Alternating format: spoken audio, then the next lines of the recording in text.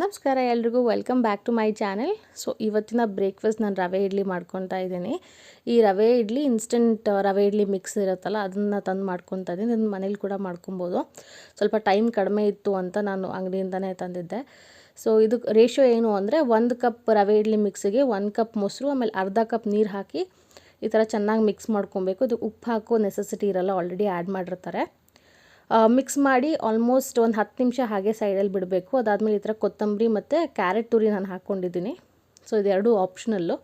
So ಹಾಕಿ ಚೆನ್ನಾಗಿ mix ಮಾಡಿ ಇಡ್ಲಿ ಮೌಲ್ಡಿಗೆ ಹಾಕಿ almost ಒಂದು 10 ರಿಂದ 12 ನಿಮಿಷ ಬಿಟ್ಟರೆ ಈ ಥರ ಸಾಫ್ಟಾಗಿರುವಂಥ ಇಡ್ಲಿ ರೆಡಿ ಆಗುತ್ತೆ. ಅದಕ್ಕೆ ನಾನು ನಾರ್ಮಲ್ ಕಾಯಿ ಚಟ್ನಿ ಮಾಡ್ಕೊಂಡಿದ್ದೆ. ತುಂಬ ಚೆನ್ನಾಗಿತ್ತು, ತುಂಬ ಸಾಫ್ಟಾಗಿ ಕೂಡ ಇರುತ್ತೆ.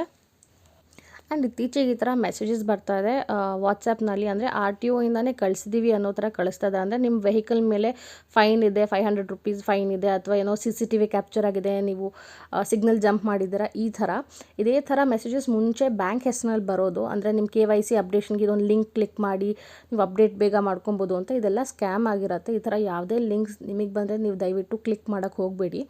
ಆ್ಯಂಡ್ ಇದು RTO ಆಫೀಸಿಂದ ಬಂದಿದೆ ಅನ್ನೋ ಥರನೇ ಇದೆ ನೋಡಿ. ಆಮೇಲೆ APK ಫೈಲ್ಸ್ ಅಂತ ಇದೆಯಲ್ಲ, ಕೆಳಗಡೆ ಡೌನ್ಲೋಡ್ ಬಟನ್ ಏನಾದ್ರು ಕೊಟ್ಟರೆ ನಮ್ಮ ಪರ್ಸ್ನಲ್ ಡೀಟೇಲ್ಸ್ ಹ್ಯಾಕ್ ಹಾಕೋ ಚಾನ್ಸಸ್ ಜಾಸ್ತಿ ಇರುತ್ತೆ. ಸೊ ಈ ಥರ ಮೆಸೇಜಸ್ ಬಂದರೆ ದಯವಿಟ್ಟು ಯಾವುದನ್ನು ಕ್ಲಿಕ್ ಮಾಡಬೇಡಿ. ಸೊ ಇದು ರೆಗ್ಯುಲರಾಗಿ ಬರ್ತಾಯಿತ್ತು. ಸೊ ಐ ಥಾಟ್ ಅದನ್ನೊಂದ್ಸಲ ನಿಮ್ಗೆ ಎಲ್ರಿಗೂ ಹೇಳಬೇಕು ಅಂತ. ಆ್ಯಂಡ್ ಇಲ್ಲಿ ನೋಡಿ, ಈರುಳ್ಳಿ ಅಲ್ಲಿ ಚಿಕ್ಕ ಚಿಕ್ಕ ಮೊಳಕೆ ಬಂದಿತ್ತು. ಸೊ ಇದನ್ನು ಗಾರ್ಡನಲ್ಲಿ ಹಾಕೋಣ ಅಂತ ಅಂದ್ಕೊಂಡಿದ್ದೀನಿ. ಇದು ಸ್ವಲ್ಪ ಗಾರ್ಡನಲ್ಲಿ ಹಾಕಿದರೆ ಇದು ಆ್ಯಕ್ಚುಲಿ ಸ್ವಲ್ಪ ದೊಡ್ಡದಾಗಿ ಡೆವಲಪ್ ಆಗುತ್ತೆ. ಈ ಥರ ಮುಂಚೆ ಕೂಡ ಒಂದು 2-3 ಸಲ ನಾನು ಮಾಡಿದ್ದೆ. ಸೊ ನೋಡಿ, ಇದೆಲ್ಲ ಅದೇ ಥರ ಮೊಳಕೆ ಬಂದಿರೋ ಈರುಳ್ಳಿ ಹಾಕಿದಾಗ್ಲೇ ಈ ಥರ ತುಂಬ ದೊಡ್ಡದಾಗಿ ಬಂದಿದೆ. ಸೊ ಅದೇ ಗ್ರೋ ಬ್ಯಾಗಿಗೆ ಹಾಕ್ಕೊತೀನಿ ಇದು. ಆ್ಯಂಡ್ ಈ ಈರುಳ್ಳಿನ ನಾವು ಸೀಡ್ಸ್ ಮೂಲಕ ಕೂಡ ಆ್ಯಕ್ಚುಲಿ ಬೆಳೆಸ್ಬೋದು. ನಾನು ಗಾರ್ಡನ್ ವೀಡಿಯೋಸ್ನಲ್ಲಿ ನಾನು ತೋರಿಸ್ತೀನಿ. ನನ್ನ ಸಪ್ರೇಟ್ ಚಾನಲ್ ಇದೆ, ಗಾರ್ಡನ್ ಸ್ಟೋರೀಸ್ ಅಂತ. ಸೊ ಅದನ್ನು ಫಾಲೋ ಮಾಡ್ಕೊಳ್ಳಿ. ಗಾರ್ಡನ್ ಅಪ್ಡೇಟ್ಸ್ ನಾನು ಆ ಚಾನಲ್ನಲ್ಲಿ ಕೊಡ್ತಾ ಇರ್ತೀನಿ.